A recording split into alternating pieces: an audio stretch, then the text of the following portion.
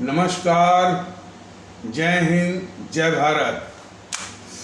भारतीय अवाम ताकत दल अपने भारतीय भाई बहनों अर्थात अपने देश भारत की जनता अर्थात अपनी भारतीय अवाम से भारतीयता आधारित आपसी श्रद्धा, भारतीयता आधारित आपसी स्नेह, भारतीयता आधारित आपसी प्रेम, भारतीयता आधारित आपसी अखलाक मोहब्बत, भारतीयता आधारित आपसी सहयोग, भारतीयता आधारित आपसी सम्मान, भारतीयता आधारित आपसी एकता, भारतीयता आधारित आपसी भाईचारा तथा भारतीयता आधारित आपसी सद्भाव को समझने और इन सभी को आत्मसात करके वैसा ही और उसी अनुसार आचरण एवं व्यवहार करने हेतु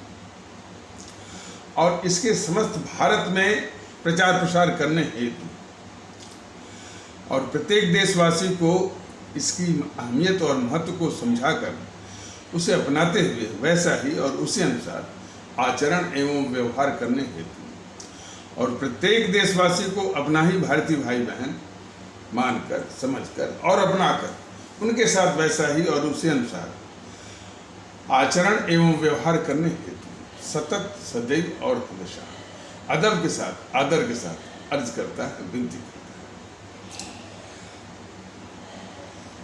भारतीय अवाम ताकत दल और मेरी ओर से और पूरे भारतीय अवाम ताकत दल के परिवार की ओर से सभी आदरणीय भारतीय भाई बहनों, सभी आदरणीय भारतीय अवाम को दशहरा की ढेर सारी शुभकामनाएं। ये दशहरा का अवसर बुराई पर अच्छाई की विजय, विशेषकर हमारे देश में बुराई जो है ज़्यादा इस देश को ग्रसी हुई है, तो ईश्वर अल्लाह से यही दुआ है, ये प्रार्थना है कि हम भारतीय भाई बहनों को और हम भारतीय अवाम को वो ताकत दे, वो शक्ति दे कि इस बुराई पर हम पार पाएं। तो यही शुभकामना है भारतीय अवाम ताकत दल के परिवार भारतीय अवाम ताकत दल परिवार और मेरी ओर से कि ये विजयदशमी या दशहरा का अवसर जो है बुराई पर अच्छाई के विजय का ये द्योतक हो, उसका परिचायक हो। इसके बाद ये किसी एपिसोड के माध्यम से, और वैसे भी हमको मालूम है, इस बात नहीं है कि ये जो इंदिरा गांधी थी जिसकी झूठी महिमा मंडन ये जेएनपीसी के चाटुकार इतिहास मैंने ये जेएनपीसी के नेता प्रवक्ता तो करते ही हैं, उसके चाटुकार जो है ये पत्रकार भी करते हैं, जो आयरन लेडी थी क्या थी जो भी है, लेकिन वो बहुत बड़ी गद्दार थी, इस देश बहुत बड़ी गद्दार थी।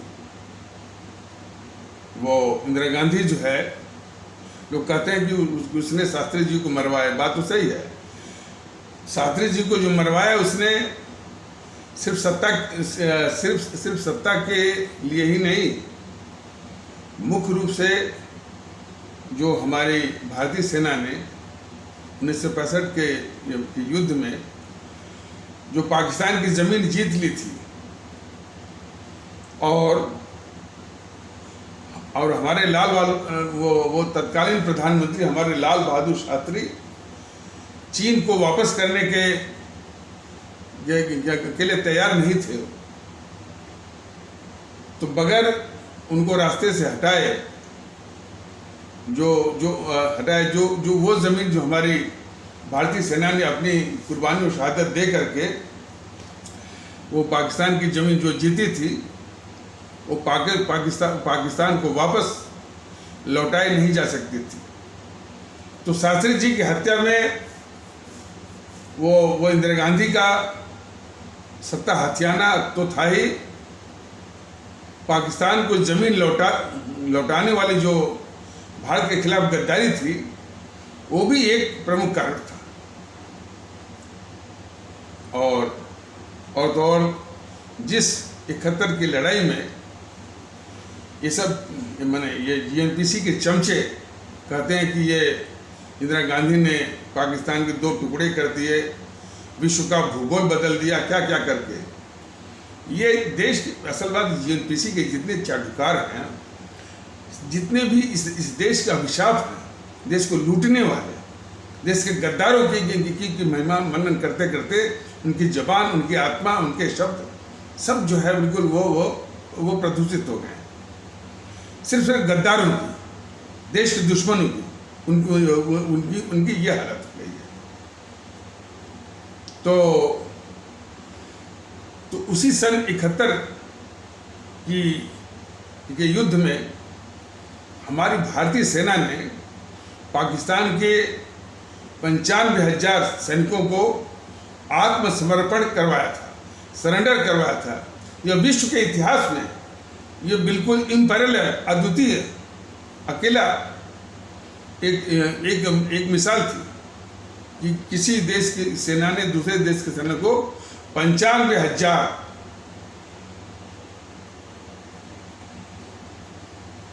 तो 95,000 या 95 हाँ ठीक है, वो 95,000 वो जो है समर्पण करवाया था।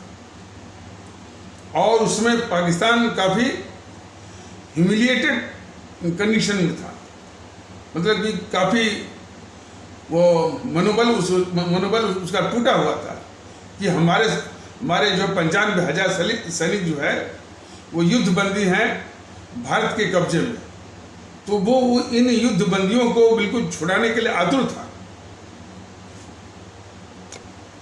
पाकिस्तान की यह दशा इस गद्दार इंदिरा गांधी को अच्छी तरह मालूम था। ये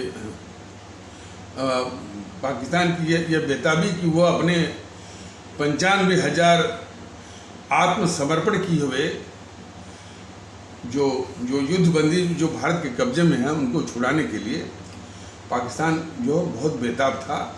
यह गद्दार इंदिरा गांधी को अच्छी तरह मालूम था। वह इसका उपयोग भारत के हित में कर सकती थी। वो पूरा जो पाक अधिकृत कश्मीर है उसका सौदा कर सकती थी, लेकिन चूंकि ये गद्दार थी इस देश की, तो उन सैनिकों को ऐसे ही छोड़ दिया। और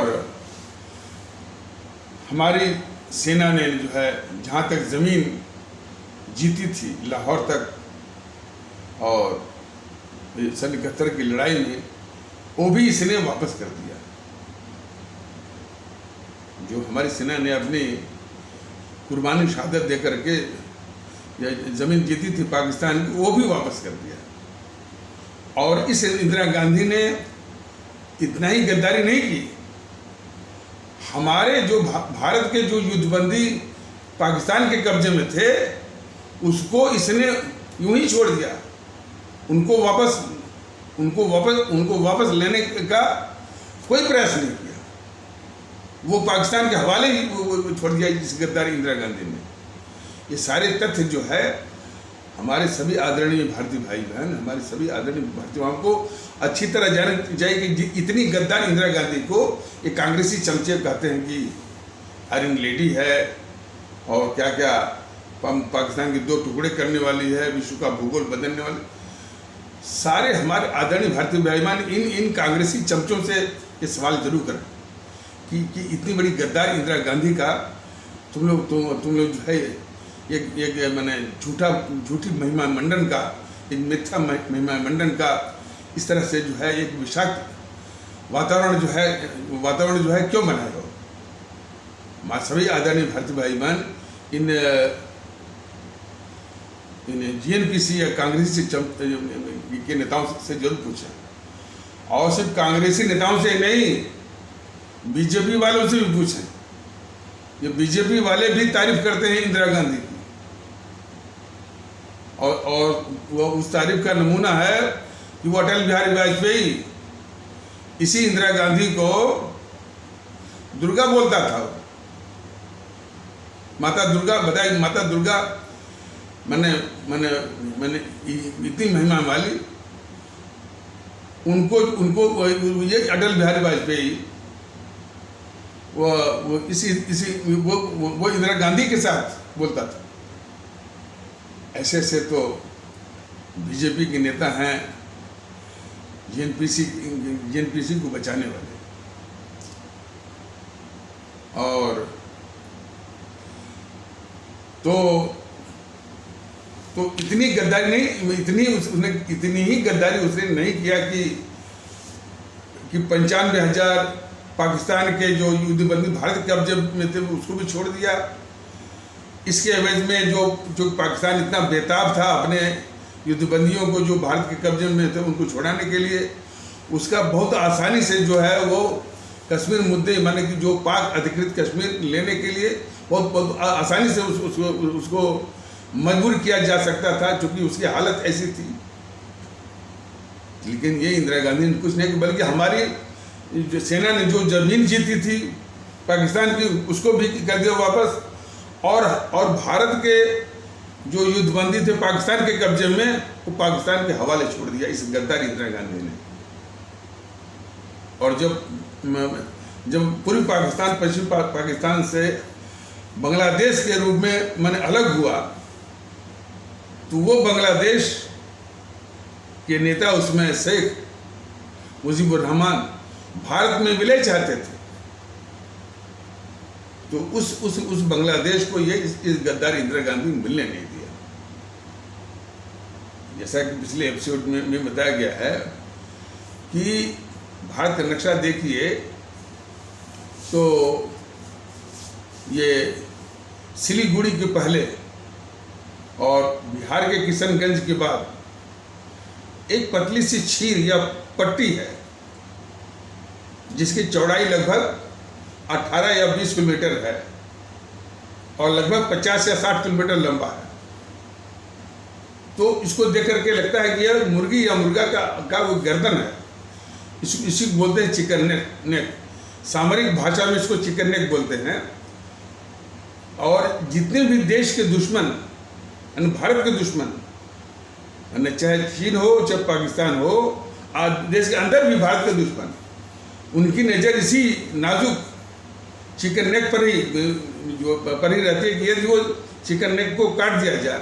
वो चिकन नेक ऐसा है कि इधर से नेपाल है, उधर से बांग्लादेश। तो वो माने दुश्मन, भारत के दुश्मन देश जो है, खास करके चीन और पाकिस्तान और देश के अंदर, यदि चिकन नेक काट दिया जाए, पूरा पूर्वोत्तर भारत जो है शेष भारत से कट जाएगा। इसी बात को तो बोला था शर्जील अहमद अलीगढ़ मुस्लिम यूनिवर्सिटी में यही बोला था कि ये इस चिकन नेक को आसानी से काट करके जो है वो भारत से अलग किया जा सकता है। मतलब जाकर के वो अलीगढ़ मुस्लिम यूनिवर्सिटी में बोला था। ऐसे तो लोग हैं। तो वो यदि ये बांग्लादेश भारत में रहता तो इस चिकन नेक की नौबत ही नहीं आती। और हमारे आदरणीय भारतीय भाई बहन भी इसको समझें कि चिकन नेक की ही यानी मार्मिकता को देख करके, उसके नाजुकपन को देखते हुए कि कितना वो नाजुक है।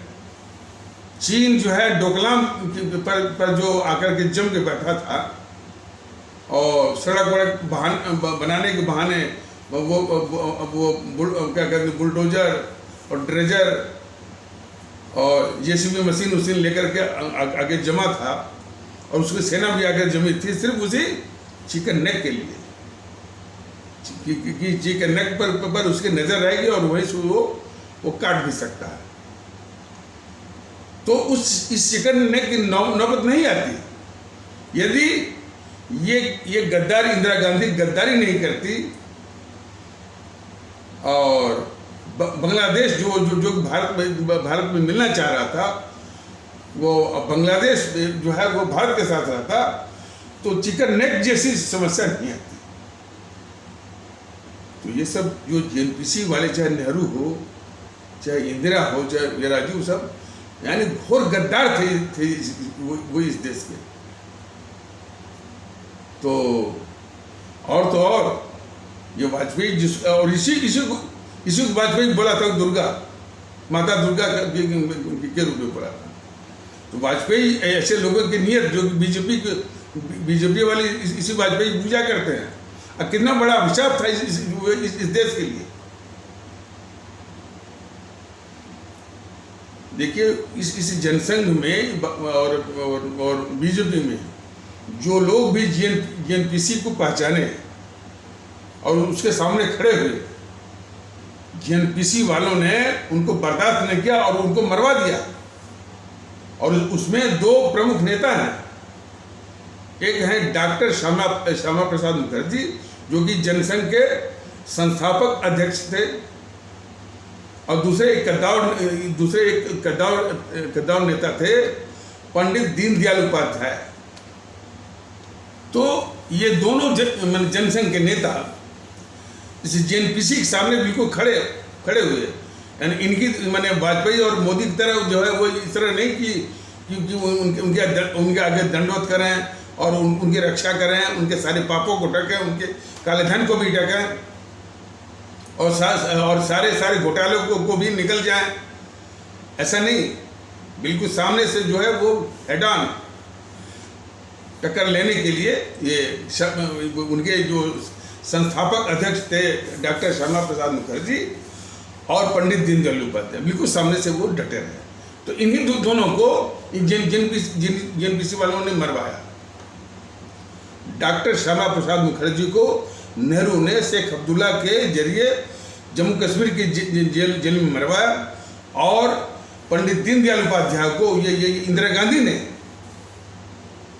मरवा करके मुगल सराय रेलवे स्टेशन पर उनके शव को मुगल सराय रेलवे स्टेशन के यार्ड में फेंकवाया था। यह जो है जनसंघ को भी मालूम था, और जनसंघ का ये उसमें नेता था अटल बिहारी वाजपेयी, इसको भी मालूम था। इसने अपने ही नेता पंडित दीनदयाल उपाध्याय की रहस्य में जो मृत्यु हुई थी उसके जांच की मांग ही नहीं की। इसने जांच की मांग नहीं की। क्यों? कि इंदिरा गांधी बेनकाब न हो जाए।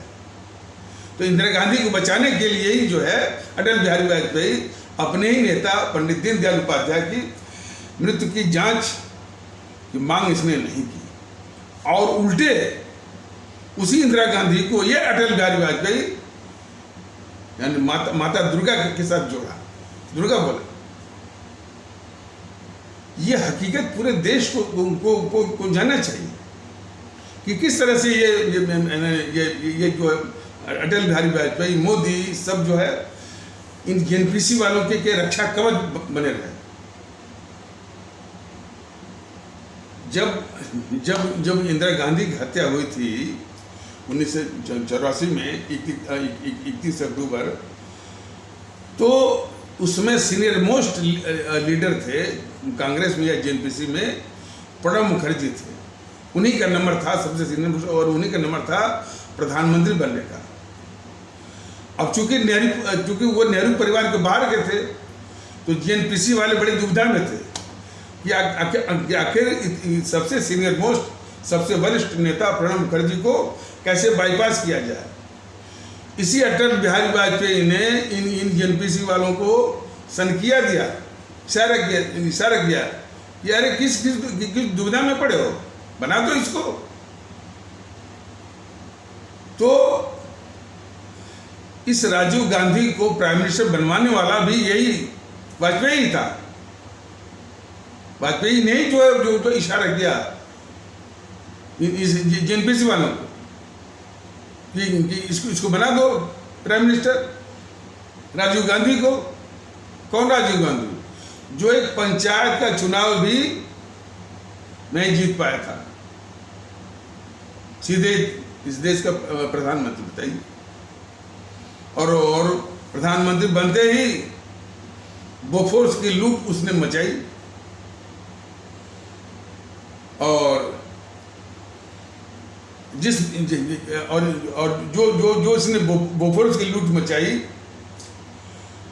उसी फिर राजीव गांधी को बचाने के लिए ये अटल बिहारी वाजपेयी, जब अटल बिहारी वाजपेयी प्रधानमंत्री था, 1998 से लेकर के 2004 तक 6 साल, इस अटल बिहारी वाजपेयी प्रधानमंत्री की क्षमता के रूप में उसको अच्छी तरह मालूम था कि इस बोफोर्स की जो लूट है, उसका जो मास्टरमाइंड है वह कोत्रोची, इटली का इटालियन, वह उस समय दक्षिण अमेरिका महाद्वीप के एक देश है अर्जेंटीना, तो अर्जेंटीना में था। ये जानकारी अटल बिहारी वाजपेयी प्रधानमंत्री के रूप में उसको भी और उसकी सरकार को भी मालूम था। लेकिन फिर ये जानते हुए भी अटल बिहारी वाजपेयी उस इटालियन कोत्रोची को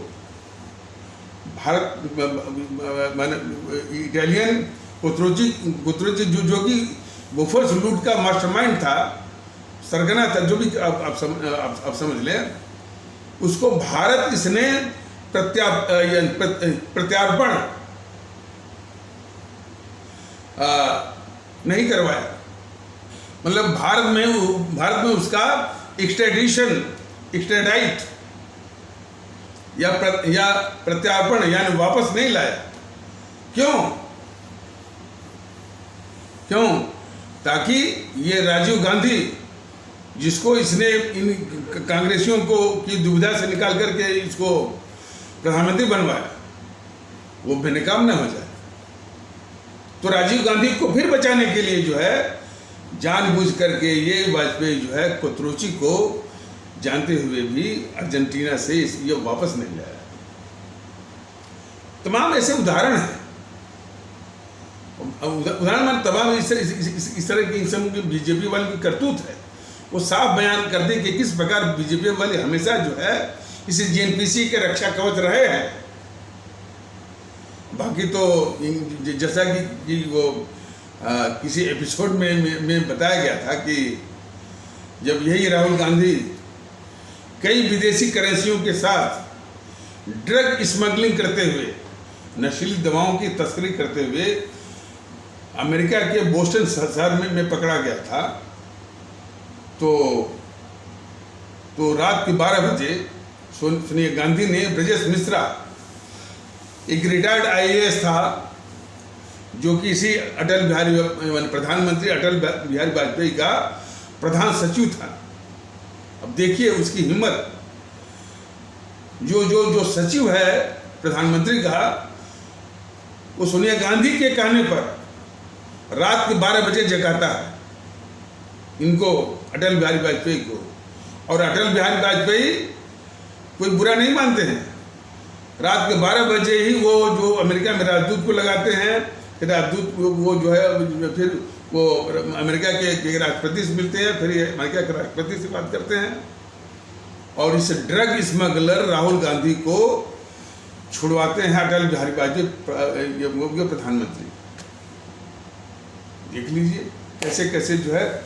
अब ये वाजपेयी महोदय उस ड्रग स्मगलर राहुल गांधी को तो छुड़वाते हैं रात के 12 बजे भी जाग करके, लेकिन कोरोना अवधि में जब हमारे उत्तर प्रदेश और बिहार के मजदूर भारतीय भाई बहनों को ये साजिश करके गद्दार केजरीवाल दिल्ली से जब बाहर किया और हजारों किलोमीटर तक हमारे वही मजदूर भारतीय भाई बहन जो है पैदल चलने को मजबूर हुए, अपने सिर पर जो है सामानों का वो गट्ठर ढोते हुए, तब कोई अटल बिहारी वाजपेयी तो खैर था भी नहीं, कोई मोदी और कोई जो है ये बीजेपी वाले की आत्मा नहीं जागी कि इनकी कि इन मजदूर भारतीय भाई बहनों के लिए भी जो कि पैदल जाने के लिए मजबूर हैं, जो कि गद्दार केजरीवाल के शिकार की गद्दारी का शिकार हुए हैं, वो भी कोरोना अवधि में, इनके लिए भी कुछ करें और इनके लिए जो है तमाशबीन बने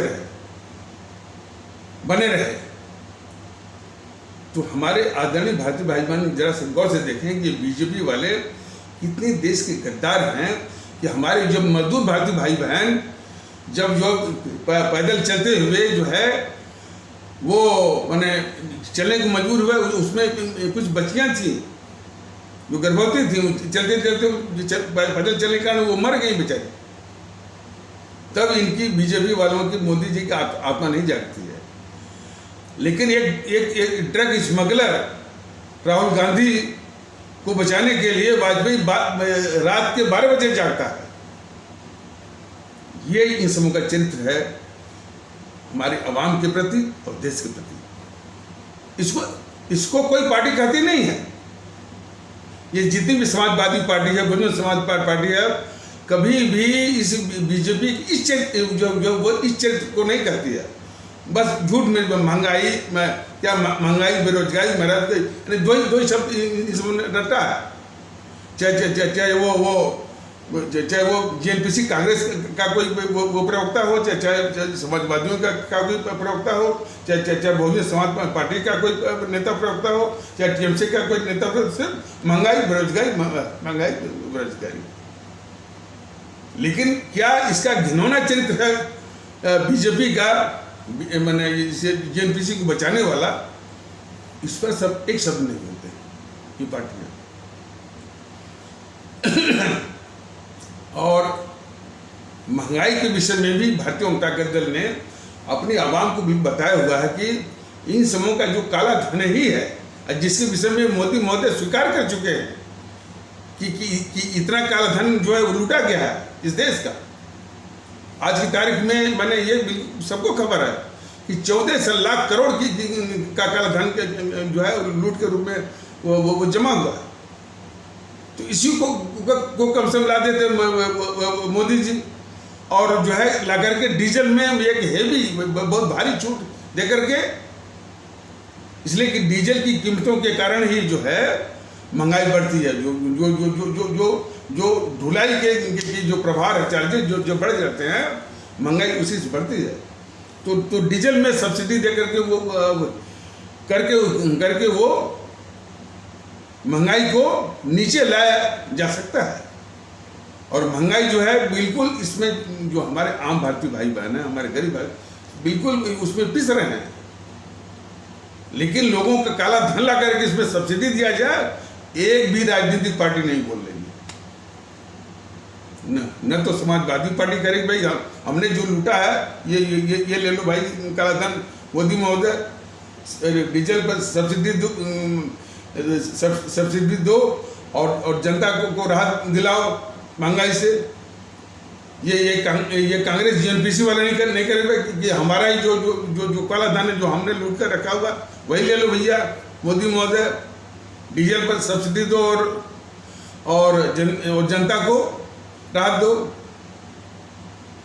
और मोदी महोदय ने खुद बोला था 2014 में कि कांग्रेस इतना लूटा है, यदि उसके काले धन को विदेश से लाया जाए तो हर एक मैंने भारतीय भाई बहन के खाते में 10-15 लाख हो जाएगा।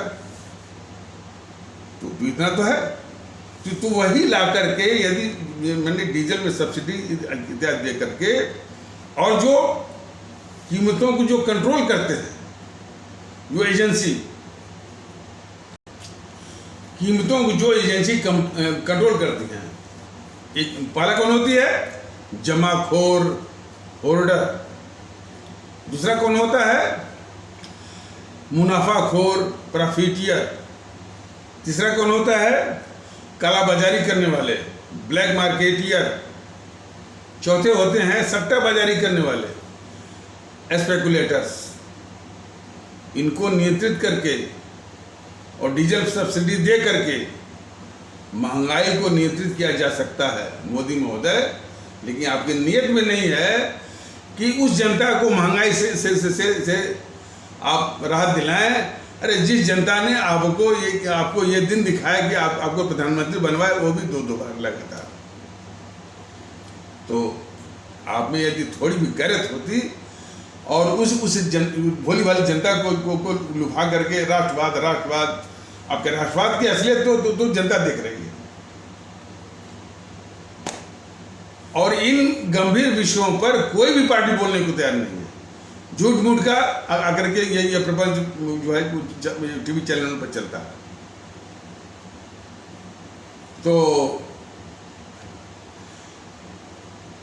तो ये महंगाई ऐसे वो कम की जा सकती है। कोई भी पार्टी जो जिसने लूट मचाई है, जिसने लूट करके जो काला धन जमा किया है, कोई अपने लूट वाला काला धन जो है दे करके डीजल पे सब्सिडी लगा करके अपनी आवाम को, जिस आवाम के हितैषी होने का सब दावा करते हैं, दम भरते हैं, उसको महंगाई से राहत दी जाए। इसके लिए कोई नहीं आगे आता। इसीलिए तो जनता कहती है कि सभी चोर मौसेरे भाई हैं सब। भ्रष्टाचार में ये कांग्रेस वाले, सपा वाले, बसपा वाले, टीएमसी वाले, फलाने वाले, ढिकाने वाले, सभी चोर मौसेरे भाई हैं। जनता के लिए है ही नहीं। तो खैर, भारतीय जनता का दल तो अपने भारतीय भाई बहनों से यही कहता है कि इन सब को छोड़िए, आप अपनी ताकत पे आइए, भारतीयता वाला ताकत पे। और जब भारतीयता के विचारों पे आप आएंगे कि हम भारतीय हैं और हमारे लिए हमारी जो आवाम है वो सर्वोच्च है और उससे भी बड़ा अपना ये मुल्क सर्वोच्च है, ये भावना यदि हमारे प्रत्येक भारतीय भाई बहनों में आ जाएगी और उससे भी ऊंची चीज कि वो भारतीय भाई बहन चाहे हमारे देश के किसी कोने में रहते हों, देश के किसी भी भूभाग में रहते हों, वो अपने ही भारतीय भाई बहन हैं। केरल में रहने वाले जो हैं वो मलयाली नहीं बल्कि हमारे भारतीय भाई बहन। तमिलनाडु में जो रहने वाले वो तमिल नहीं हैं, वो हमारे भारतीय भाई बहन। बंगाल में रहने वाले वो बंगाली नहीं है, हमारे भारतीय भाई बहन। तो इन भारतीय भाई बहनों को उन क्षेत्रों में, भारत के उन भूभागों में जो है जो है मलयाली कहे जाना, तमिल कहे जाना, बंगाली कहे जाना, मराठी कहे जाना, उड़िया कहे जाना, ये उसी भारतीयता का रूप है। लेकिन असलियत तो जो है उसका एक मैनिफेस्टेशन है, प्रकटीकरण है, रूप है। लेकिन असलियत तो भारतीयता का ही है ना। तो जब इस रूप में समझेंगे तभी तो अपने सभी 140 करोड़ लोगों को अपना समझेंगे भाई कि हम भी भारतीय हैं और वो भी अपने ही भारतीय भाई बहन हैं। इस भावना का आना बहुत जरूरी है। लेकिन ये भावना तो तब आएगी नहीं जब ये विखंडनकारी ताकतें यानी इस प्रणाली से, पद्धति से, सिस्टम से, सिनेरियो से ये हटाएं। एक खबर आई कि माननीय सर्वोच्च न्यायालय ने व्यभिचार, एडल्ट्री को अपराध के दायरे से निकाल दिया है, यानी यह करना अपराध नहीं है। मैं इस देश का नागरिक हूं और इस तरह की जो बातें आती हैं, और चाहे वो एजेंसी, चाहे न्यायपालिका हो, और न्यायपालिका का जो सर्वोच्च अंग है माननीय सर्वोच्च न्यायालय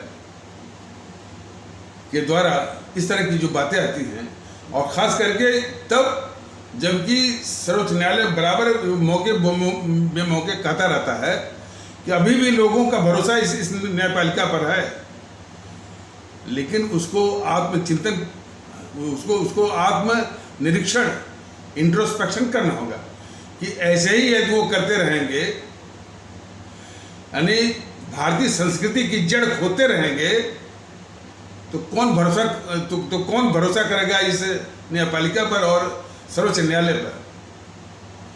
इसके पहले इन्होंने होमोसेक्सुअलिटी और लेस्बियन कल्चर को फ्री छोड़ दिया।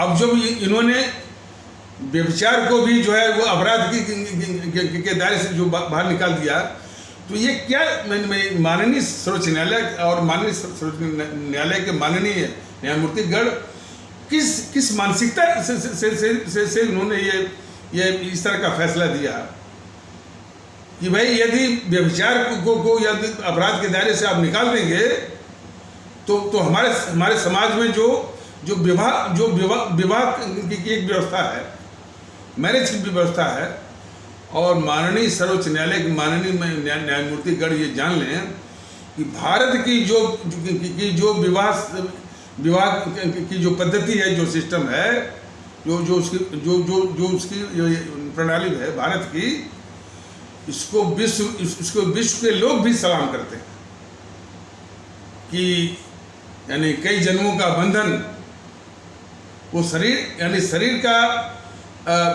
माने वो बंधन को उतना महत्व नहीं देते हैं। आत्मा का बंधन, कई जन्मों का बंधन, ये मान्यता है हमारे में।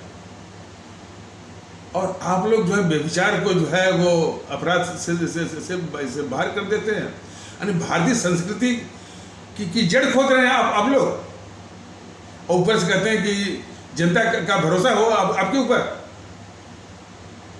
हम तो, और जरा सोचिए कि यदि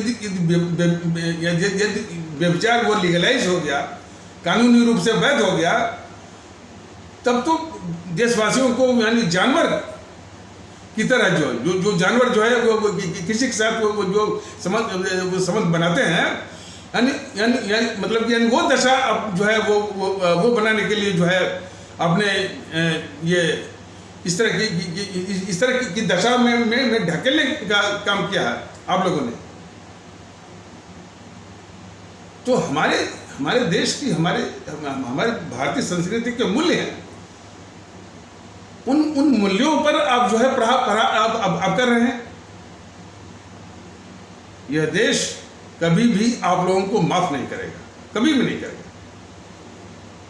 और मेरे इस कथन पर यदि आपको अवमानना चलाना, आप चलाइए, जेल में भेजिए, फांसी पर आप वो लटकाइए, लेकिन मैं इसको बर्दाश्त नहीं कर सकता। क्या समझ करके जो है यानी व्यभिचार को लीगलाइज आप कर रहे हैं। अरे भारत के यानी विवाह की पद्धति को, सामाजिक पद्धति को पूरा विश्व सलाम करता है। और सुनने में आया है कि जब कोई माननीय न्यायमूर्ति गण जो है इस तरह को लीगलाइज करने में उन्होंने तर्क दिया कि युगांडा में ये होता है, और देशों में ये होता है, अमेरिका में ये होता है, ब्रिटेन में होता है।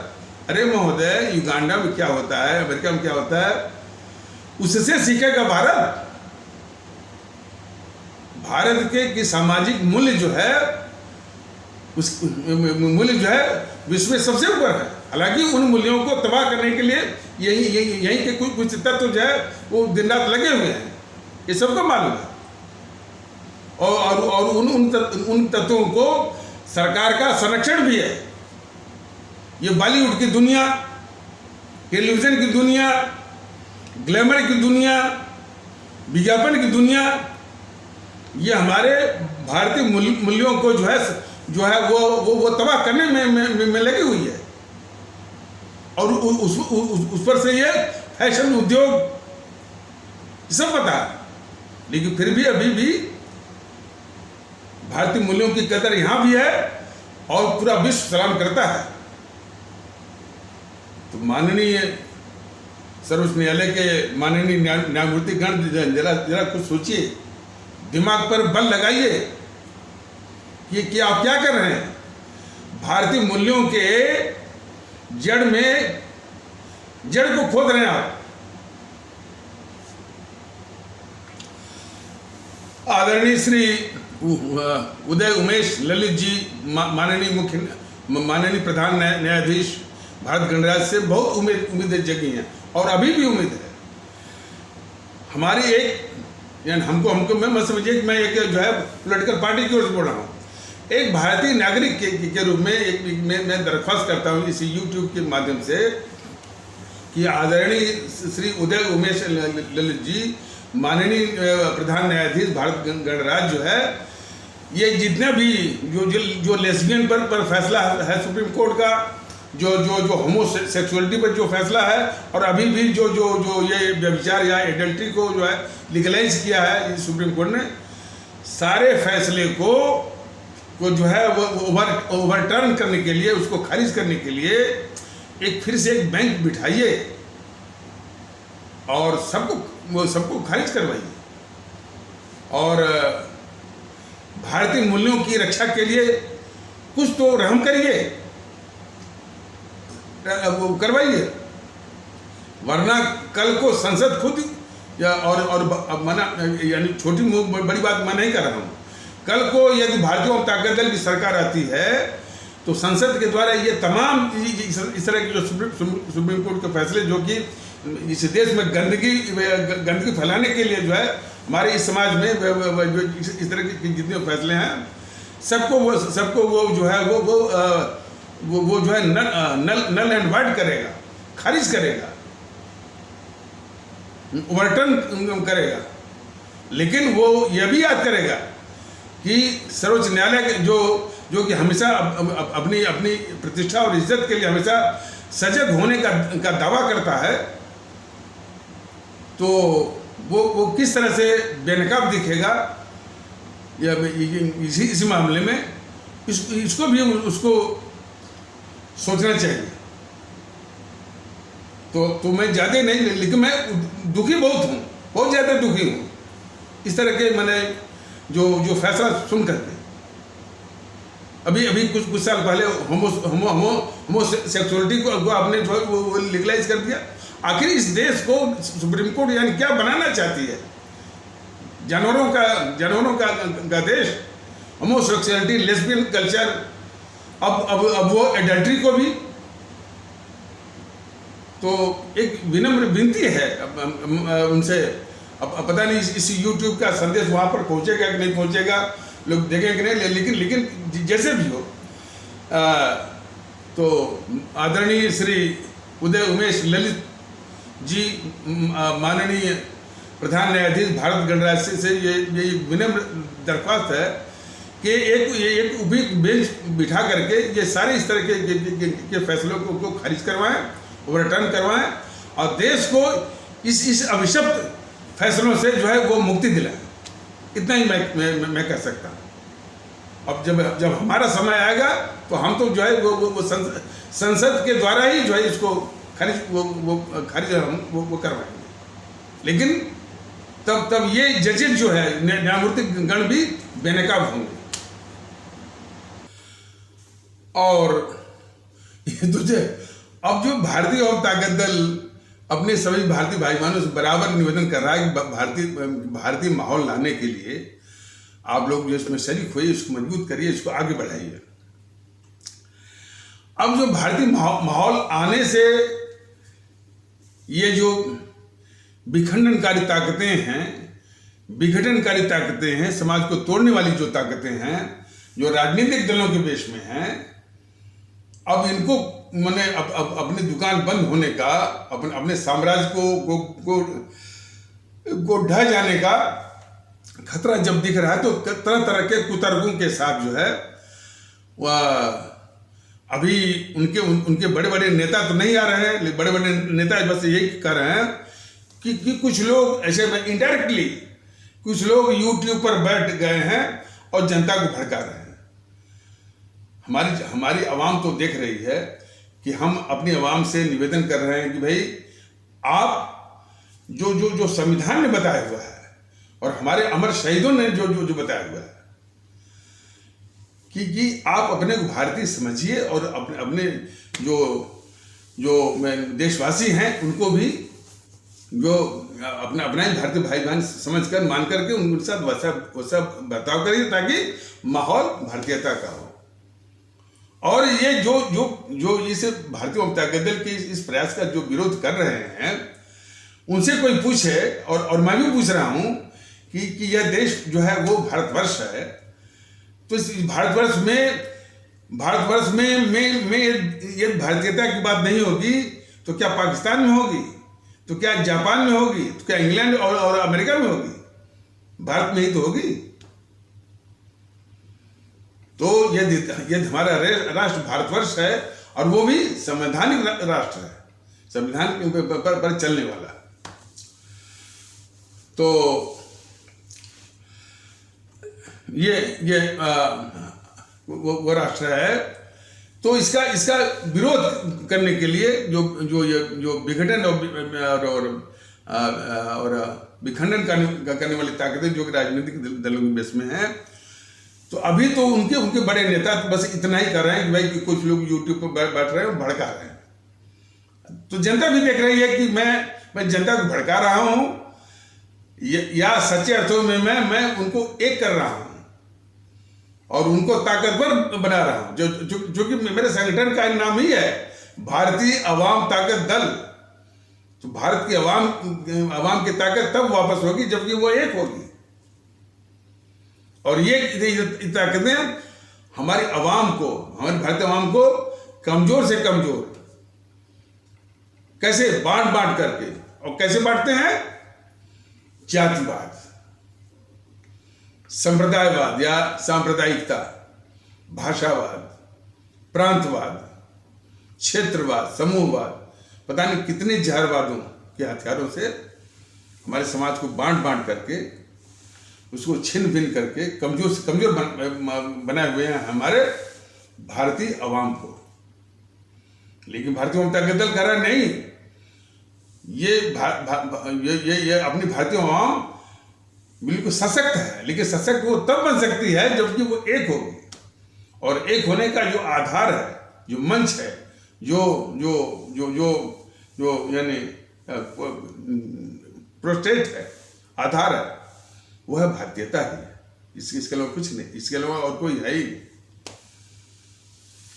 तो अब इस भारतीयता के महत्व को लोग समझ रहे हैं, लेकिन अभी तो कुछ तबकों से थोड़ी स्पीड, थोड़ी सी गति थोड़ी कम है, मैंने अपेक्षित गति कम है। तो ये उनके जो सिपह सालार है, अभी जो बड़े नेता तो सामने नहीं आ रहे हैं। हमने अब वो यूं क्या है कि बिलों में छुपे हुए हैं जो भी है, लेकिन वो सिखा पढ़ा करके जो इनके सिपह सालार खास करके जो यूट्यूब पर बैठे हुए हैं, छोटे भाइयों को सिखा कर जो भेज रहे हैं, और तो किस तरह का किन कुतर्कों के साथ सामने आ रहे हैं, उन कुतर्कों को भी यदि हमारे भारतीय भाई बहन देखें तो उनकी मानसिकता का पता चलता है। तो एक जो है आशुतोष जो है वो लुटियन मीडिया का पत्रकार है। लुटियन मीडिया मतलब, हालांकि वो नाम भी बड़ा विचित्र है, लुटियन जो वैसे तो लिटरली तो जो लूटने वाले, हालांकि लुटियन कोई अंग्रेज था जिसने वो बसाया था उस क्षेत्र को, और उसी में ये इस तरह की मानसिकता वाले उस मीडिया पत्रकार, जिसको कि मोदी महोदय वो खान मार्केट गिरोह भी कहते हैं। लेकिन उसका चरित्र यह है कि उस जीएनपीसी जो कि इस देश की सबसे बड़ी अभिशाप, जो मैंने कई बार बताया है, शब्द देखिए, ये शब्द जो उसको क्वालिफाई करने के लिए बताए जाते हैं, ये सारे शब्द बौने हो गए हैं। अब नए शब्द जो गढ़ने होंगे, माने कि किस कदर वो अभिशाप है माने ये जीएनपीसी इस देश के लिए, तो नए शब्द की आवश्यकता पड़ेगी। ये सारे शब्द जो है बेकार होंगे, अब बौने हो गए हैं। तो उसके पक्ष में ये आशुतोष जैसे गद्दार जो पत्रकार हैं वो माहौल बनाते हैं। गद्दार तो है ही, देश के गद्दारों के पक्ष में जो माहौल बनाया है वो देश का गद्दार है। और सब इतने क्रूक हैं कि मैंने गद्दारी का भी और देशभक्ति का भी, इसकी परिभाषा ही यानी इन समूह ने बदल रखी है। अब जैसे जीएनपीसी के पार्लेंस में या उसके एम्बियंस में या उसके वातावरण में जीएनपीसी के देशभक्त कौन है? जो उस नेहरू खानदान के प्रति भक्ति या चमचागिरी दिखाए, उसको बोलते हैं कि ये देशभक्त है। और जो उस नेहरू के प्रति जो है यानी के प्रति वफादारी या चमचागिरी न दिखा पाए, तो उसको बोलते हैं, उसी को बोलते हैं गद्दार। देश के प्रति वफादार हो या देश के प्रति गद्दारी करे, ये उनकी अवधारणा नहीं है। नेहरू खानदान के प्रति जो वफादारी दिखाए, जो चमचागिरी करे, उसको बोलेंगे देशभक्त। और जो नेहरू खानदान के प्रति वफादारी न निभाए, न निभा पाए, चमचागिरी न कर पाए, उसको बोलते हैं गद्दार। इस तरह से मैंने इतनी मूल्यवान यानी अवधारणाओं को, पहलुओं को भी इन्होंने ने अपने हिसाब से प्रदूषित कर रखा है। अब तक ये गद्दार नहीं बोलते थे। राजस्थान में सचिन पायलट को गद्दार बोलते हैं, क्योंकि उनके स्वार्थ वाली जो समीकरण है, उनमें सचिन पायलट जो है वो फिट नहीं बैठते थे, तो उनको गद्दार बोलते हैं। अब बीजेपी वालों का भी यही हिसाब है। देश के प्रति गद्दारी कोई करता है, यहां तक कि राहुल को आज तक बीजेपी वालों ने, एक बीजेपी वाला जो है उसको गद्दार नहीं बोलता है। राहुल गांधी इसे घोर गद्दार को, ये एक बीजेपी वाला इस राहुल गांधी को गद्दार नहीं बोलता है। कन्हैया कुमार को गद्दार नहीं बोलते हैं। एक बार देखिए, मतलब यह है कि ये कन्हैया कुमार जो है, देखा गया था कि किसी यूट्यूब पर वो कह रहा है, और स्मृति ईरानी को कह रहा है कि ये झूठ की रानी और मोदी जो है चोरों का राजा, ऐसा बोल रहा था। ये जितने बोलने वाले हैं, इसके लिए सिर्फ मोदी महोदय जिम्मेदार है। क्योंकि जब इसी घोर गद्दार कन्हैया कुमार ने जेएनयू की प्रांगण से सरेआम नारा लगाया कि भारत तेरे टुकड़े होंगे और भारत की बर्बादी तक जंग जारी रहेगी, ये जरा भी असर नहीं किया इस नकली राष्ट्रवादी मोदी महोदय को। कोई भी शासक होता जो कहता है कि हमारे लिए नेशन फर्स्ट है, तो ये तुम्हारे लिए नेशन फर्स्ट है, उसी नेशन को कह रहा है कि कितने टुकड़े होंगे, तो तुरंत जो है वह इस कन्हैया कुमार को सेना के हवाले करना था मोदी महोदय। और सिर्फ जो है कन्हैया कुमार को ही नहीं, इस कन्हैया कुमार के समर्थन में जो लोग भी आए, चाहे वो कितने लोकप्रिय हों, कितने भी पावरफुल हों, कोई मतलब नहीं। देश के टुकड़े करने वाला कह रहा है और उसका समर्थन करने वाला, तो चाहे वो राहुल गांधी हो, चाहे वो केजरीवाल हो, चाहे सीताराम येचुरी हो, चाहे डी राजा हो, चाहे ये जाकर के पांव छूकर आशीर्वाद लिया इस कन्हैया कुमार ने अखिलेश यादव हो या उनकी पार्टी हो, तो संगठन सबको सेना के हवाले। देश का महत्व जो है वो सर्वोपरि है मोदी महोदय। आपके लिए देश का महत्व है ही नहीं। आपके लिए ये देश के दुश्मन जो हैं वो महत्वपूर्ण है। कन्हैया कुमार आपके लिए जो है वो महत्वपूर्ण है। आपने दिखावे के लिए उसको अदालती प्रक्रिया में उलझा दिया। आज जो वो छाती तान करके घूम रहा है और जो है स्मृति ईरानी को कह रहा है कि झूठ की रानी और आपको चोरों का राजा जो कह रहा है, इसके लिए सिर्फ आप जिम्मेदार हैं, जिन्होंने इस घोर कन्हैया कुमार को जब वो नारा लगाया कि भारत तेरे टुकड़े होंगे और भारत की बर्बादी तक जंग जारी रहेगी, आपने इसको सेना के हवाले नहीं किया। जबकि ऐसा सरेआम कहना जो है, इस देश की जो संप्रभुता है, सॉवरेंटी या सार्वभौमिकता है, उस पर सीधा हमला है। तो हमारे देश की संप्रभुता या संप्रभुता या सार्वभौमिकता या सॉवरेंटी पर जो हमला करता है, वो वो उसको सेना के हवाले करना होता है मोदी महोदय। और ये आप भी स्वीकार कर चुके हैं, इस अवधारणा को आप स्वीकार कर चुके हैं।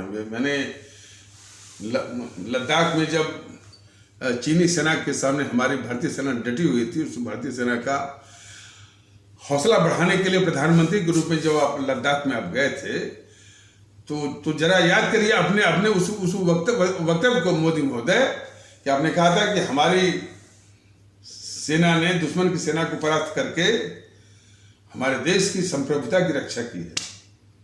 बात तो सही है। तो जब हमारी सेना जो संप्रभुता की ही रक्षा करती है, और ये कन्याकुमारी ऐसा बोल करके इसने हमारे देश की संप्रभुता पर ही वो हमला किया था, भारत तेरे टुकड़े होंगे। तो जब आप इस चीज को आप मानते हैं कि भाई कन्याकुमारी जो है वो इसने देश की संप्रभुता पर हमला किया, तो मोदी महोदय राष्ट्रवादी आपको सेना के ही हवाले करना था, जो कि आपने नहीं किया। यही तो आपकी गद्दारी है देश के खिलाफ, यही गद्दारी है कि इतने घोर गद्दार कन्याकुमारी को आपने कैसे बचा लिया और झूठ मूठ के उसको अदालती प्रक्रिया और दिल्ली पुलिस के हवाले छोड़ दिया। दिल्ली पुलिस जो है इसको 36 महीने में चार्जशीट इसने बनाया, 36 मंथ्स।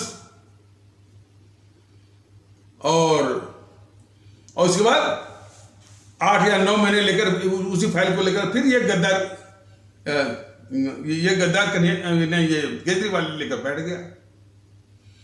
और फिर तो देश में यानी बरसाती मेढक की तरह भारत के खिलाफ गद्दारी करने वाले को तांता लग गया। इसके बाद तो फिर वो जो है न्यूज़ 18 इंडिया का वो एंकर किशोर आजवानी, उसी से जो कहता है कि भारत तेरे टुकड़े होंगे, भारत की बर्बादी तक जंग जारी रहेगी, उससे ये गद्दार किशोर आजवानी टॉक शो चलवाया। उस टॉक शो में जो लोग सुन रहे थे, उनकी भी मानसिकता देश के खिलाफ गद्दारी की है। उन्होंने उस टॉक शो का सुनने वालों ने बहिष्कार नहीं किया कि ये जो जिसके साथ टॉक शो किया जा रहा है, जिसको लेकर के उसने ये बोला हुआ है कि भारत तेरे टुकड़े होंगे, तो वो ऑडियंस की मानसिकता भी देश के खिलाफ गद्दारी का ही है।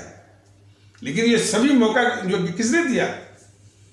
ये नकली राष्ट्रवादी मोदी जी ने।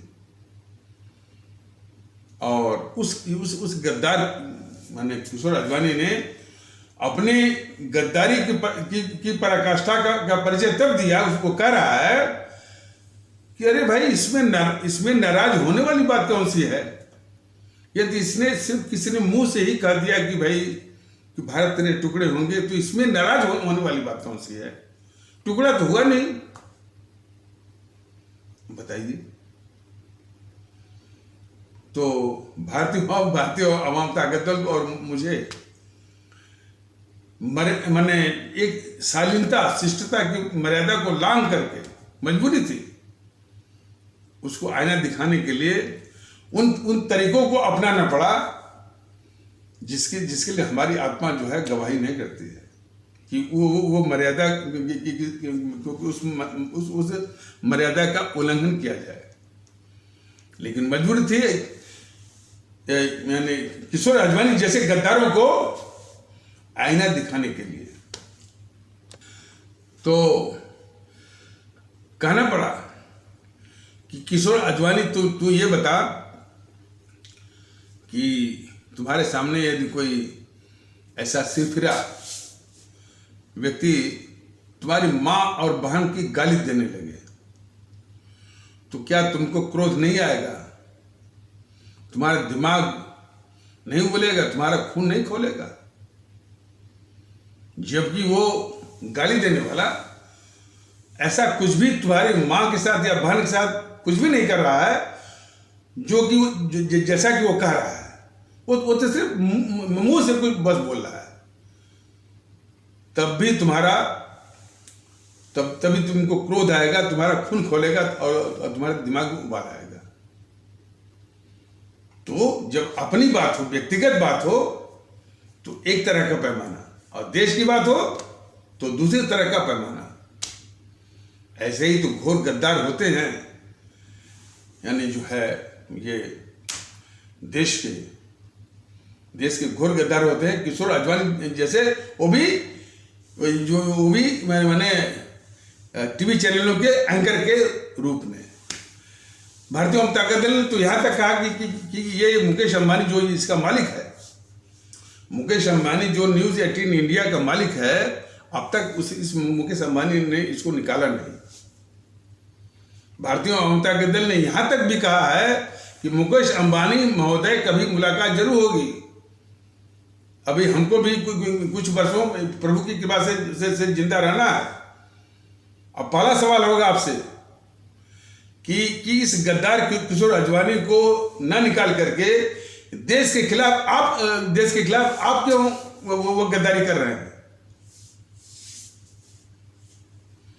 गद्दारों को शह देना भी, देश के गद्दारों को शह देना भी देश के खिलाफ गद्दारी ही है। मुकेश अंबानी महोदय, कुछ सोचिए जरा।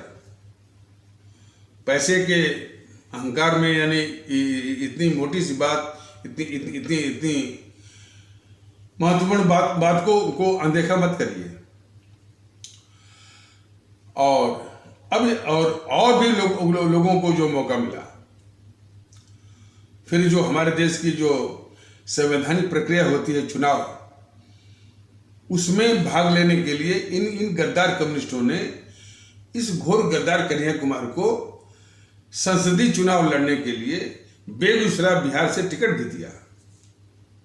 इन गद्दार कम्युनिस्टों ने, और उस कन्हैया कुमार के पक्ष में चुनाव प्रचार करने के लिए बॉलीवुड का गद्दार जावेद अख्तर आया, और उसकी बीवी गद्दार सवारा आदमी आई, गद्दार जो स्वरा भास्कर आई। देखिए, गद्दारों का तांता लग गया। और इतना ही नहीं, शायद न्यूज़ 24 वाला राष्ट्रवाद पर, इस घोर गद्दार कन्हैया कुमार से राष्ट्रवाद पर प्रलाप करवाया। उस प्रलाप को भी सुनने वाले जो लोग थे, उनकी भी मानसिकता देश के खिलाफ गद्दारी की है। देखिए, भारतीय जनता दल गद्दारी के मामले में किसी को छोड़ने वाला नहीं है। इस तरह के तत्व हमारे देश में विद्यमान है, तभी तो इन गद्दारों का हौसला जो है बढ़ा हुआ भाई। तो न्यूज़ 24 वाला शायद राष्ट्रवाद पर प्रलाप करवाया इस घोर गद्दार कन्हैया कुमार से, और उस प्रलाप में बीजेपी का प्रवक्ता समित पात्रा भी उसमें शामिल था, जो बीजेपी अपने को राष्ट्रवादी कहते हैं। तो राष्ट्रवादी बीजेपी के राष्ट्रवादी समित पात्रा जो है उस टीवी चैनल के प्रोग्राम में शामिल होते हैं, जो कि घोर गद्दार कन्हैया कुमार जो है राष्ट्रवाद पर प्रलाप करता है। तो ऐसे तो राष्ट्रवादी हैं, बताए, ऐसे राष्ट्रवादियों से हमारा ये क्या मुल्क जो है वो महफूज है? सवाल इस बात का। और तो ये बीजेपी वाले जो है कभी भी राहुल गांधी को गद्दार नहीं मानते हैं, कहते ही नहीं। अधिक से अधिक अबोध बालक, 52 वर्ष का बच्चा। कितनी बड़ी गद्दारी है बीजेपी वालों के देश के खिलाफ। हाँ, तो इसी बीजेपी के कुछ सिपहसालार बैठे हैं यूट्यूब पर, जैसे कि प्रदीप सिंह का ये कहना है कि यदि यूट्यूब वाले सर को यदि सत्ता लेनी है तो सत्ता ले लें, लेकिन किसी को बदनाम न करें। प्रदीप सिंह महोदय, भारतीय जनता दल ने जरा बताइए कि कब सत्ता की बात की है? और ये भारतीय जनता दल ही नहीं, पूरी आवाम के मुंह वो भी मुखरित होकर कह रही है कि भारतीय जनता दल कभी भी सत्ता की बात नहीं किया इसने, सिर्फ देश की आवाम की और आवाम की क्या तकलीफें हैं, देश की क्या समस्याएं हैं, क्या समाधान इसका हो सकता है। ये बात आपकी खोपड़ी में जा रही कि नहीं जा रही है।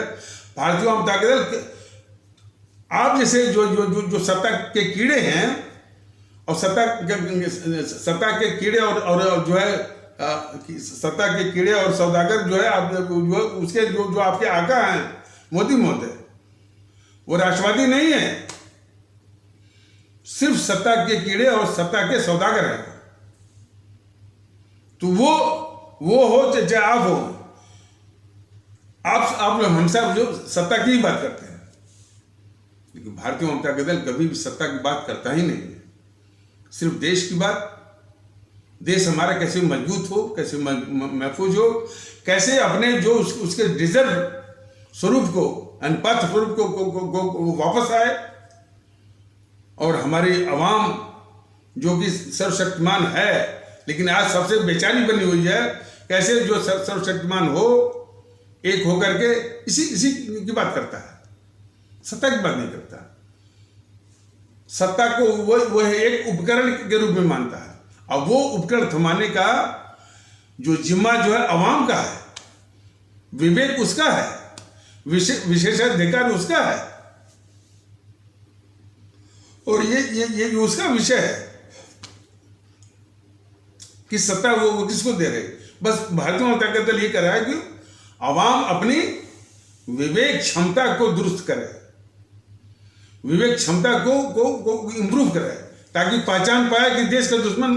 अब बताइए, ये अमूमन जो अब तक होता है कि हमारी आवाम अपने दुश्मनों को ही, जैसे बोलते हैं ना सांप को दूध पिलाना, उसी के बराबर दुश्मनों को ही जो है वो चुन रही है। अब किस कारण से चुन रही है कि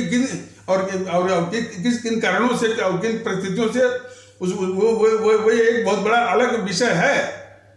लेकिन अपने दुश्मनों को चुन करके उन्हीं के कुकर्मों को, उन्हीं के पापों को झेलने के लिए जो है वो बिल्कुल असहाय दिखती है, मजबूर कहते हैं कि ये तुम्हारी नियत में है, यही हमको भोगना है, यही हमको झेलना है। और वो जो बैठे हैं सत्ता में और जो एमएलए एमपी हैं, उनको तो सुख ही भोगना है, ये उनके भाग्य में है। जबकि इस अवाम के ही हाथ में है, इन्हीं के हाथ में है जो मताधिकार का अमोघ अस्त्र जो है ऐसे तत्वों का इलाज करने के लिए। तो भारतीय जनता दल तो अपनी अवाम की जो समझ और जो अंडरस्टैंडिंग या विवेकशीलता को ही उसको मजबूत कर रहा है, ताकि वो पहचान सके कि कौन उनका और उनके समाज का, नहीं कौन उनका और भारतीय समाज का और जो है हमारे देश का हितैषी है, कौन दुश्मन है। और वैसे भी कह रहा है कि ये जितने भी दल हैं ये विखंडनकारी ताकतें हैं, इनकी कोई पात्रता ही नहीं बनती है कि वो हमारी आवाम का एक वोट भी उनको मिले, बिल्कुल साफ।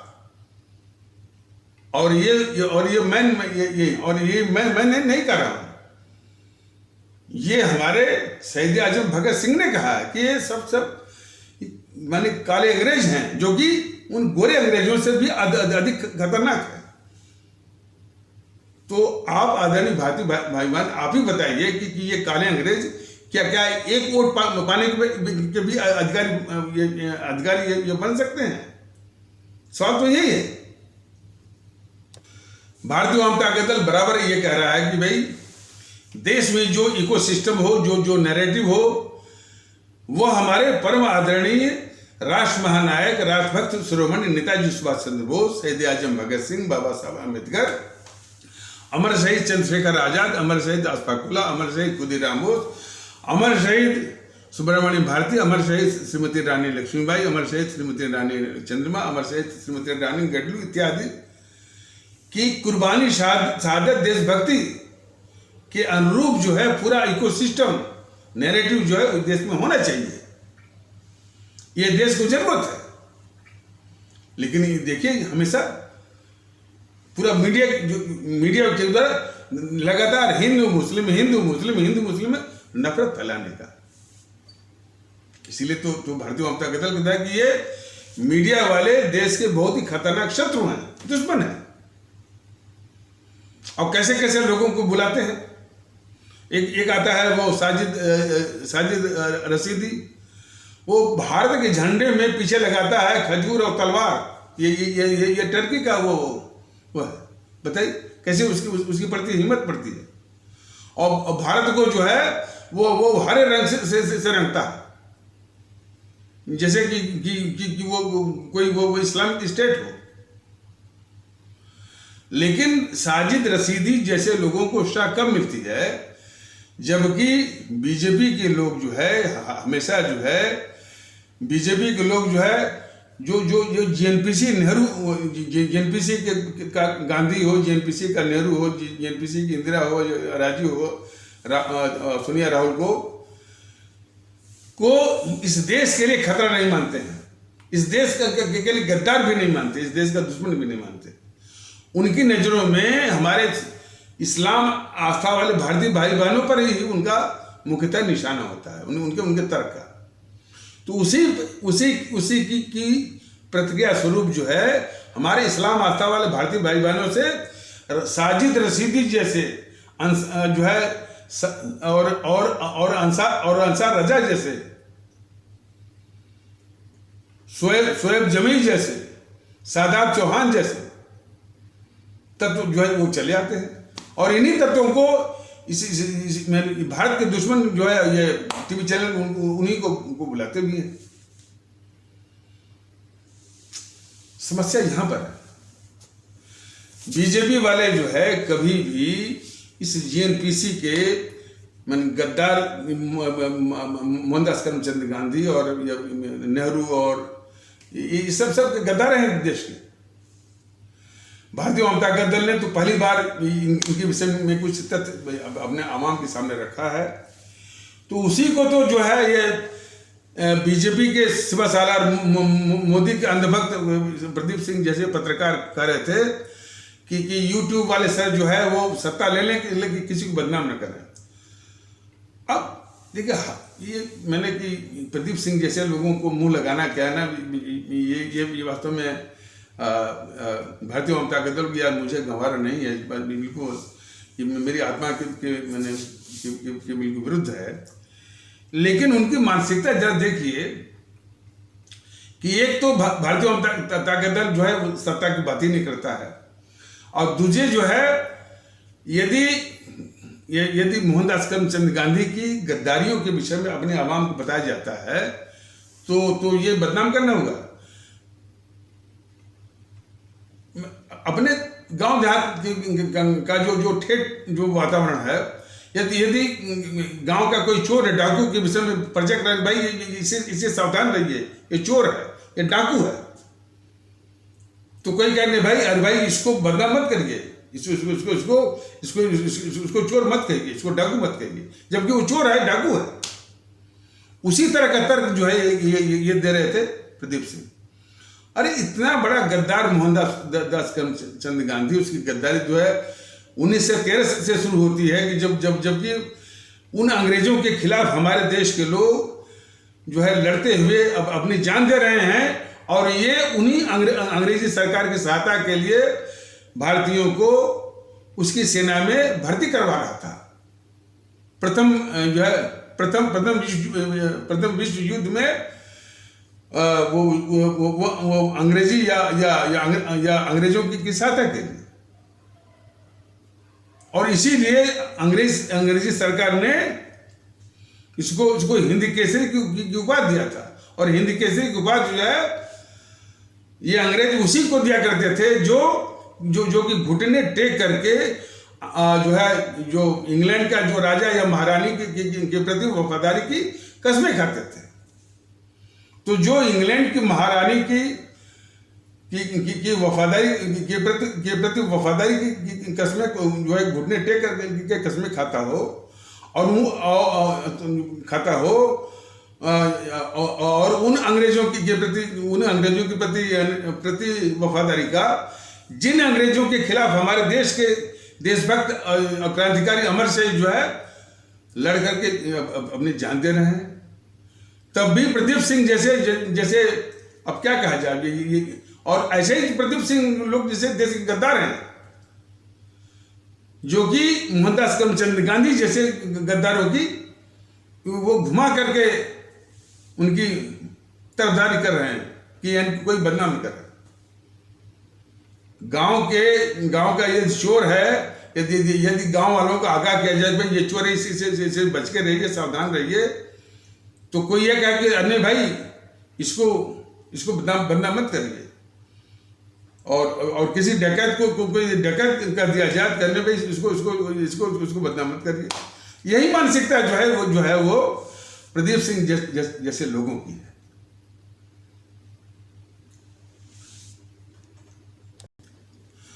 और इसके अलावा तो ये पत्रकार जो आशुतोष है, लुटियन मीडिया गिरोह का जो लुटियन मतलब कि जिसने इस देश की जो घोर अभिशाप है जेएनपीसी है, उसी की गोद में बैठ करके और उसी के पास अपना दिल, दिमाग और आत्मा गिरवी रख करके इसे पत्रकारिता करते हैं। और वो धमकी दे रहा था आशुतोष की यदि हमारी सरकार होती, कांग्रेसी सरकार होती, तो यूट्यूब वाले सर ऐसा नहीं कर पाते। अरे तुम अत्याचारी भी होते, गुंडागर्दी भी करवाते, जो कि ये तो गुंडों की पार्टी है ना, कुछ अपवादों को छोड़कर जेएनपीसी गुंडों की पार्टी, बहुत साथी गुंडों की पार्टी। तो तोड़ फोड़, गुंडागर्दी, गोली से मरवा देना, यही तो तुम वो कर सकते हो। और तुम्हारी यही वो मानसिकता है। भारतीय जनता दल तो इन सारी चीज़ों से बेपरवाह होकर के, हमको जब तक जिंदा रहना है, नहीं रहना है, क्या होना है, इन बातों की बात से बेखबर होकर के, तो बात जरूर है कि यदि सतर्क होते तो इनके गुड्डे और इनके तमाम मशीनरी वो लगा देते, हमको जो है वो उठवा लेते, कहीं जो है मार करके जो है वो फेंकवा देते, यही तो करते। और ऊपर से जो है आशुतोष जैसे लोग जो है राष्ट्रवादी भी बनते। लेकिन भारतीय जनता दल इन चीज़ों से बिल्कुल बेपरवाह। जो भारतीय जनता दल को जो करना है अपने अवाम के लिए, अपने देश के लिए, वो करता रहेगा। दुनिया की कोई ताकत नहीं है कि जो अपने देश के लिए जो सोच रहा है, अपने अवाम के लिए जो सोच रहा है, उसको जो है उसको कोई रोक सके, जब तक हम इस धरती पे हैं। तो ये तो भूल जाए। अब बाकी ये धमकी कि हम चुनाव आयोग पर, तो तुम जाओ ना कहीं पर, चुनाव आयोग जाओ, सुप्रीम कोर्ट जाओ, कहीं भी जाओ, बताओ कि मैं देश जो है वो देश के खिलाफ यानी ये काम कर रहा हूँ। वो भी देख लें कि मैं देश को मजबूत कर रहा हूँ, लोगों को मजबूत कर रहा हूँ। हाँ, तुम्हारी परिभाषा के अनुसार, तुम्हारी जो प्रदूषित अवधारणा के अनुसार, तो मैंने जो है वो देश के खिलाफ ही लगेगा। इतने गद्दार मैंने मोहनदास करमचंद गांधी, इतने गद्दार नेहरू, इतने गद्दार इंदिरा, इतने घोर गद्दार राजीव गांधी, और राहुल गांधी का तो कहना ही क्या कि कितना बड़ा गद्दार है वो, और सोनिया वगैरह। इन गद्दारों की तरफदारी करना और उनकी भटैती करने वाले जो है, अब वो उनको ये नैतिक साहस हो गया कि ये कहने का कि जो है वो इसको चुनाव आयोग देखे, सुप्रीम कोर्ट देखे, संज्ञान ले, अपने करतूत को देखिए आईने में, बेहतर है। वो देश की गद्दार इंदिरा गांधी, उसकी गद्दारी के कारनामे तो और भी मैंने बताया कि वो कितनी बड़ी देश के लिए खतरनाक थी। वो इमरजेंसी के दौरान उसने जो है संविधान के प्रस्तावना में उसने सेकुलरिज्म वर्ड डलवाया, और उस सेकुलरिज्म का, वो सेकुलरिज्म शब्द जो है आज इस देश के लिए अभिशाप बन गया है। हर बात के सेकुलर ना सेकुलर, उस सेकुलर शब्द को जिस तरह से उसने डलवाया था, हर एक राष्ट्रवादी का धन बनता है कि उस सेकुलर शब्द को ही जो है वो संविधान या संविधान के प्रस्तावना से खारिज कराया जाए, निकाला जाए उसको। तो उसने सेकुलर शब्द वो डलवाया और दलित शब्द का उसने वो प्रयोग किया इसने, और संविधान की जो जिस तरह से हत्या की इसने, दो बार यानी सुप्रीम कोर्ट के सीनियर मोस्ट जजों की वरीयता को, उनकी सीनियरिटी का उल्लंघन करके जो जूनियर जो है वो जजों को भारत का मुख्य न्यायाधीश बनवाया। हर बार इसे संविधान की हत्या केस ने किया।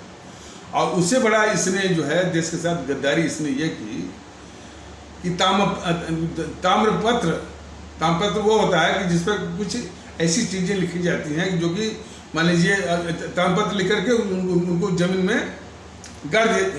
में गाड़ दिया जाता है, ताकि जब कभी खुदाई हो 600 साल पहले, 600 साल, 1000 साल, 2000 साल बाद, तो इसमें के विषय में जो इतिहास के रूप में जाने, तो वो तो इतिहास की खातिर जो है सिर्फ नेहरू का, गांधी का और 2 लोगों का नाम बस डलवाई थी उसमें। हमारे सुभाष चंद्र बोस का नाम नहीं, शहीद आजम भगत सिंह का नाम नहीं, अम्बेडकर जी का नाम नहीं, सिर्फ नेहरू और गांधी का नाम डाल करके वो जो है ताम्रपत्र जो है वो गड़वाई थी जमीन पे। वो तो संजोग कहिए कि हमारे बाद में जो प्रधानमंत्री आए मोरारजी जी देसाई, तो फिर उसको खुदवा करके वो निकलवाए ताम्रपत्र। इतना बड़ा काम किया देश के लिए मोरारजी जी देसाई ने। उसको एक गद्दार पत्रकार प्रदीप सिंह और वो जो है गद्दार पुष्पेंद्र कुलश्रेष्ठ, ये सब गद्दार बोलते हैं हमारे मोरारजी देसाई।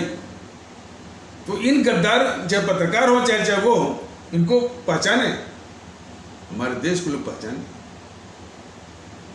कि इतने बड़े देशभक्त हमारे आदरणीय यानी भूतपूर्व प्रधानमंत्री हमारे मोरारजी देसाई, उनको सब ये गद्दार, ये सब जो है उनको गद्दार बोलते हैं। तो इनसे भी हमारी आवाम जो है सावधान रहे। वो इंदिरा गांधी को गद्दार सब नहीं बोलेंगे। ये सब प्रदीप सिंह जैसे लोग जो है इंदिरा गांधी को गद्दार नहीं बोलेंगे। तो कोई बात नहीं, इसका इलाज जो है हमारे आदरणीय भारतीय भाई बहन आपके हाथों में।